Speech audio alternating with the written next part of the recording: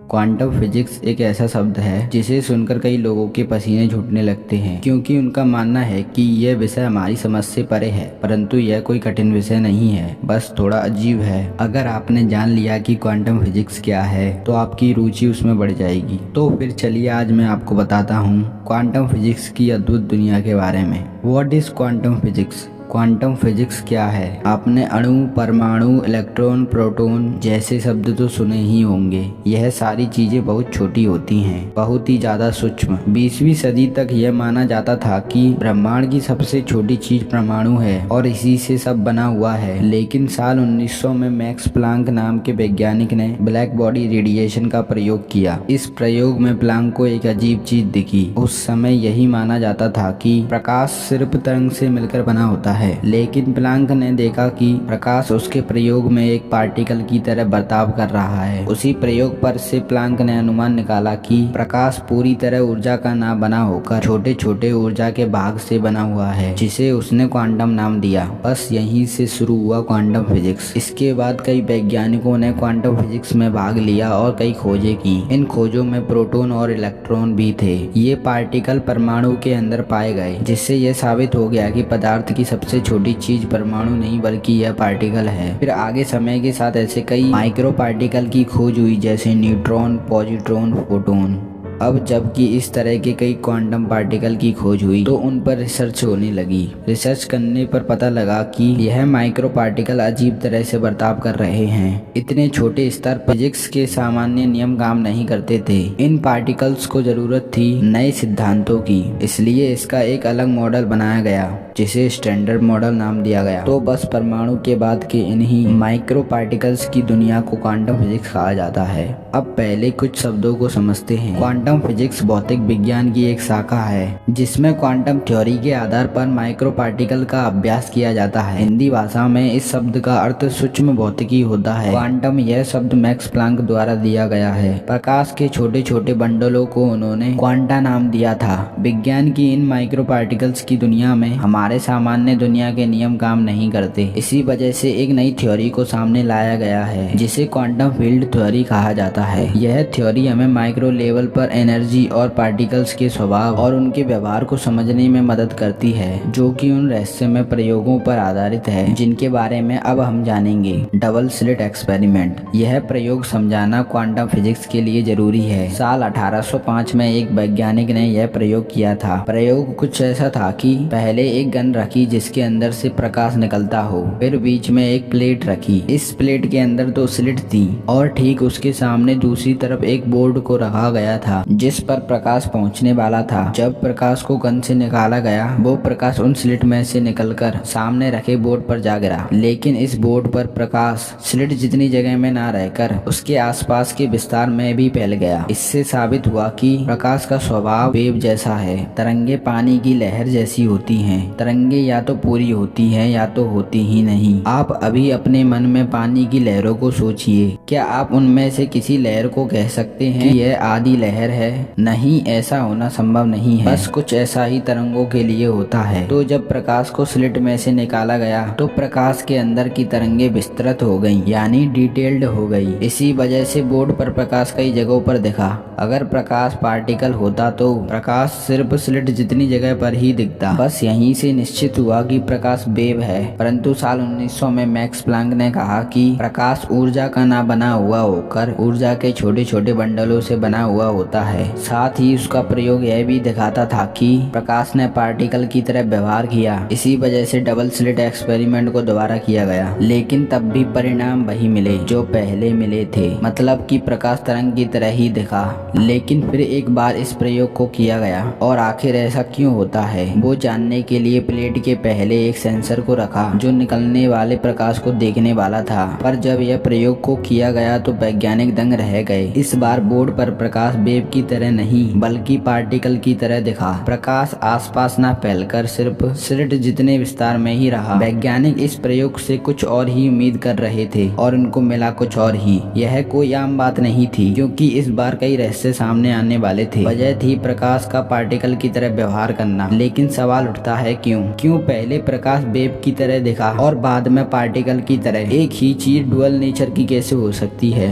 इसकी वजह थी वो सेंसर जो हमने प्रकाश को देखने के लिए रखा था। जब हम प्रकाश के उन क्वांटम पार्टिकल्स को नहीं देख रहे थे तब वो वेव थे, लेकिन जब हम उनको देखने जाते हैं तब वो पार्टिकल बन जाते हैं। बस यहीं से तय हुआ कि प्रकाश के दो स्वभाव हैं, यानी डुअल नेचर है, वेव एंड पार्टिकल। हमारी दुनिया में दो विरोधी चीजें सही नहीं हो सकती। 2 और 2 4 हो सकते हैं या 2 और 3 4 हो सकते हैं, लेकिन दोनों एक साथ सही नहीं हो सकते। लेकिन क्वांटम फिजिक्स की दुनिया में ऐसा नहीं है, वहाँ कुछ और ही संभव है। क्वांटम फिजिक्स के इलेक्ट्रॉन और प्रोटॉन जैसे पार्टिकल एक साथ वेव भी होते हैं और पार्टिकल भी, मतलब कि ऊर्जा में और सॉलिड रूप में एक साथ, विजिबल भी हैं और इनविजिबल भी। यह कुछ ऐसा है कि आपके हाथ में एक फल है जो सेब भी है और केला भी, वो भी एक ही समय पर, एक ही जगह पर और एक ही चीज के अंदर। है ना गजब का एक क्वांटम फिजिक्स। चलिए एक और प्रयोग देखते हैं। देखिए, प्रकाश जिससे बना है वो पार्टिकल है फोटोन, जो कि इलेक्ट्रॉन जैसे ही होते हैं। अब उन स्लिट में से इस पार्टिकल को एक एक करके निकाला जाए तो, क्योंकि अब तो यह पार्टिकल एक एक करके निकलेंगे तो वेव की तरह ना रहकर पार्टिकल जैसा ही बर्ताव करेंगे। याद रहे, इस प्रयोग में हम कोई सेंसर नहीं लगाने वाले। तो यह प्रयोग किया गया और फिर से वैज्ञानिक दंग रह गए। बोर्ड पर प्रकाश वेव्स की तरह ही दिखे, पर यह होना नामुमकिन है। जब सिर्फ एक पार्टिकल को प्लेट की स्लिट में से निकालते हैं तो वो वेव की तरह कैसे बर्ताव कर सकता है? ऐसा तभी हो सकता है जब वो पार्टिकल एक से ज्यादा हो, मतलब कि एक ही पार्टिकल एक साथ कई जगहों पर मौजूद हो। लेकिन एक ही पार्टिकल एक से ज्यादा जगहों पर कैसे हो सकता है? यह हमारी दुनिया में संभव ना हो, लेकिन क्वांटम फिजिक्स की दुनिया में है। यह कुछ इस तरह से समझा जा सकता है कि आप अभी अपने घर पर भी मौजूद हो और अपने स्कूल में भी, आप एक साथ 2 जगहों पर हो। आपको तो अब पता ही चल गया होगा कि क्वांटम फिजिक्स असल में कितना रहस्यमय है, लेकिन इसका सबसे बड़ा रहस्य तो अभी बाकी है, जो मैं आपको वीडियो के अंत में बताऊंगा। लेकिन पहले हम एक रहस्यमय बिल्ली को जानते हैं, जो कि है Schrodinger cat experiment. Max Planck के बाद कई वैज्ञानिकों ने क्वांटम फिजिक्स में अपना हाथ आजमाया, यहाँ तक कि आइंस्टाइन ने भी इसमें हिस्सा लिया था। उन्हीं में से एक स्क्रोडिंगर थे। उनकी थ्योरी के मुताबिक क्वांटम पार्टिकल अजीब तरह से व्यवहार करते हैं। जब इन क्वांटम पार्टिकल्स को कोई नहीं देख रहा होता है तब वो सारी संभावनाओं में एक साथ होते हैं, लेकिन जब हम उन्हें देखने जाते हैं तो वो सारे क्वांटम पार्टिकल्स मिलकर कोई एक संभावना को हमारे सामने दिखाते हैं। यह थ्योरी कितनी सच है वो देखने के लिए उन्होंने एक प्रयोग किया। उस प्रयोग को स्क्रोडिंगर कैट एक्सपेरिमेंट नाम दिया गया। इस प्रयोग में उसने एक बिल्ली को एक बॉक्स के अंदर बंद किया और बॉक्स में एक जहरीली बोतल रखी, साथ ही एक रेडिएशन निकलने वाले पदार्थ को हथौड़े से जोड़ा। यह सब कुछ इस तरह से सेट किया गया था कि जब पदार्थ में से रेडिएशन निकलेगा तो हथौड़ा अपने आप बोतल से टकराएगा और जहरीली गैस बॉक्स में फैल जाएगी, जिससे बिल्ली मर जाएगी। लेकिन यहाँ पर ट्विस्ट यह है कि उस पदार्थ में से रेडिएशन निकलने की संभावना 50% ही है, मतलब कि बिल्ली के मरने की संभावना 50% ही रहेगी। बिल्ली भी आखिर क्वांटम पार्टिकल से मिलकर बनी हुई होती है, तो यहाँ पर बिल्ली की 2 संभावनाएं हैं। इसका मतलब कि बिल्ली एक ही समय पर एक साथ जिंदा और मृत दोनों है, क्योंकि थ्योरी के मुताबिक क्वांटम पार्टिकल एक साथ सारी संभावना में होते हैं, लेकिन जब हम उन्हें देखने जाते हैं तब वो सारे क्वांटम पार्टिकल मिलकर कोई एक संभावना को हमारे सामने रखते हैं। उसी तरह जब तक बॉक्स बंद है तब तक बिल्ली मरी हुई और जिंदा दोनों, लेकिन जब हम बॉक्स खोलेंगे तो सारी संभावना मिलकर कोई एक हमें दिखाएंगे, या तो वो बिल्ली जिंदा होगी या मरी हो। तो बस यह प्रयोग किया गया था क्वांटम फिजिक्स को समझाने के लिए। क्या आपको जानने का मन कर रहा है कि असल में उस बिल्ली का क्या हुआ? असल में यह प्रयोग पूरी तरह दिमाग में किया गया था, बस यह जानने के लिए कि वो थ्योरी कितनी सच है।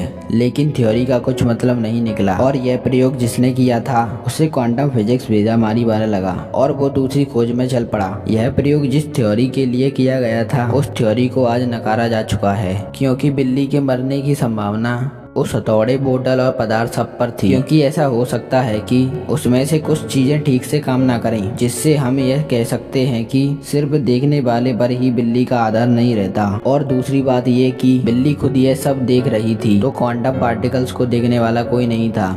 वैसे जब तक किसी भी थ्योरी को साबित नहीं किया जाता तब तक उसे नहीं माना जाता, लेकिन इस थ्योरी के साथ यह भी माना जाता है कि जब हम बॉक्स खोलते हैं तो बिल्ली एक ब्रह्मांड में जिंदा होती है और दूसरे में मरी हुई। अगर यह बात सच है तो इससे कई रहस्य सामने आएंगे, खास करके समानांतर ब्रह्मांड का हाइजेनबर्ग अनसर्टेनिटी प्रिंसिपल। आपको एक कार में अनजान जगह रख दिया जाए और आपको पता ना हो कि आप कहाँ हैं और आपकी कार कितनी गति से चल रही है, तो आप पहले क्या जानना चाहेंगे, जगह या कार की गति? कुछ लोग कहेंगे कि मैं दोनों ही जानना चाहता हूँ, लेकिन वो संभव ना हो तो ऐसा क्यों? इसका जवाब भी क्वांटम फिजिक्स ही है। हमारी आमसी दुनिया में तो हम कहाँ हैं और हमारी गति क्या है, वो दोनों एक साथ जान सकते हैं, लेकिन क्वांटम दुनिया में ऐसा नहीं हो सकता। क्वांटम पार्टिकल में ऐसी शक्तियाँ होती हैं कि जब हम इन पार्टिकल्स की गति को नापने जाते हैं तो उनकी जगह बदल जाती है, और जब जगह नापने जाते हैं तो तब गति। इनकी वजह है इनका अति सूक्ष्म होना। जब हम इनकी गति नापते हैं तब हमारी अड़चन से उनकी जगह बदल जाती है। ठीक इसके विरुद्ध जब हम इसके स्थान को जानने का प्रयास करते हैं तो इनकी गति में खलेल पहुंचती है। कुल मिलाकर दोनों को एक साथ जानना असंभव है। इस सिद्धांत को ही हाइजेनबर्ग अनसर्टेनिटी प्रिंसिपल कहा जाता है, क्वांटम एंटेंगलमेंट। आप यह घटना देखिए, दो दोस्त हैं, रोहन और सोहन। यह दोनों पहले हाथ मिलाते हैं और फिर अपने अपने रास्ते चले जाते हैं। अब दोनों एक दूसरे से बहुत दूर हैं, तो अब मैं रोहन को गोल गोल घुमाता हूँ, इसी वजह से सोहन भी गोल गोल घूमने लगता है। तो क्या ऐसा संभव है कि रोहन की असर सोहन पर हो? हमारे आम से जीवन में भले ही ऐसा ना होता हो, पर क्वांटम फिजिक्स ऐसा करने में सक्षम है। जब क्वांटम के दो कोई पार्टिकल्स, इलेक्ट्रॉन और फोटोन, एक दूसरे के संपर्क में आते हैं तो वो एक दूसरे से जुड़ जाते हैं। अब अगर इन दोनों पार्टिकल्स को एक दूसरे से अलग करते हैं तब भी वो एक दूसरे से जुड़े हुए ही रहते हैं। जब हम उनमें से किसी एक पार्टिकल पर कोई बदलाव करते हैं तो बदलाव दूसरे पार्टिकल पर भी होगा, भले ही दोनों पार्टिकल्स के बीच की दूरी हजारों किलोमीटर क्यों ना हो। क्वांटम फिजिक्स की इस घटना का उपयोग करके एक फोटोन को 2 से 13 किलोमीटर दूर टेलीपोर्ट किया गया था। Delay choice experiment. मैंने आपको कहा था कि वीडियो के अंत में मैं आपको एक जादुई चीज के बारे में बताऊंगा, तो वो समय आ चुका है। डबल स्लिट एक्सपेरिमेंट में सेंसर को प्लेट से पहले लगाते थे, तो उसी सेंसर की वजह से प्रकाश एक पार्टिकल की तरह प्लेट की स्लिट में से निकला था, क्योंकि वह प्रकाश जानता था कि कोई उसे देख रहा है। लेकिन क्या हो अगर हम सेंसर को उस प्लेट के बाद रखें? इससे होगा यह कि प्रकाश उस स्लिट से वेव के रूप में निकलेगा, परंतु उसे देखने वाला तो तब तो होगा नहीं, और जब स्लिट से निकलेगा तो सेंसर उसे देख लेगा। तो यह प्रयोग किया गया और परिणाम ऐसे मिले जिसकी उम्मीद नहीं थी। प्रकाश ने पार्टिकल की तरह बर्ताव किया। तो सवाल उठता है क्यों? जबकि सेंसर प्लेट के दूसरी तरफ रखा है तो उससे कोई फर्क नहीं पड़ेगा, क्योंकि स्लिट में से पार्टिकल निकलेंगे तो बोर्ड पर पार्टिकल दिखेंगे और वेव निकलेंगे तो वेव। इस प्रयोग में कोई भी सेंसर प्लेट के पहले नहीं लगा था, तो प्रकाश स्लिट में से वेव की तरह निकलेगा और वेव की तरह ही बोर्ड पर जा गिरेगा। पर एक्सपेरिमेंट में हमें परिणाम मिला कि प्रकाश पार्टिकल की तरह ही दिखा। ऐसा तो तभी हो सकता जब उन क्वांटम पार्टिकल्स को पता हो कि प्लेट की दूसरी तरफ कोई सेंसर लगा हुआ है और उन्होंने उसी तरह बर्ताव किया जैसे उनको पहले से सब मालूम हो। या हम कह सकते हैं कि उन क्वांटम पार्टिकल्स ने टाइम ट्रेवल किया हो। जब वो स्लिट में से निकले तो उन्हें पता चल गया कि कोई सेंसर लगा है, फिर वो भूतकाल में पीछे गए। उस समय जब वो पार्टिकल स्लिट में से नहीं निकले थे, जो कि उन क्वांटम पार्टिकल्स को मालूम था कि आगे एक सेंसर लगा है, तो वो स्लिट में से एक पार्टिकल की तरह ही निकले। इस प्रयोग से क्वांटम फिजिक्स का रहस्य सामने आया कि वो टाइम ट्रेवल कर सकते हैं, और अगर क्वांटम पार्टिकल समय में पीछे जा सकते हैं तो हम भी जा सकते हैं, क्योंकि आखिर हम भी तो उसी से बने हैं। मैं जानता हूँ कि यह समझना थोड़ा कठिन है, पर आप ध्यान से देखोगे तो आपको सब समझ में आ जाएगा। और कमेंट में बताना कि आपको यह एक्सप्लेनेशन कैसा लगा। Thank you.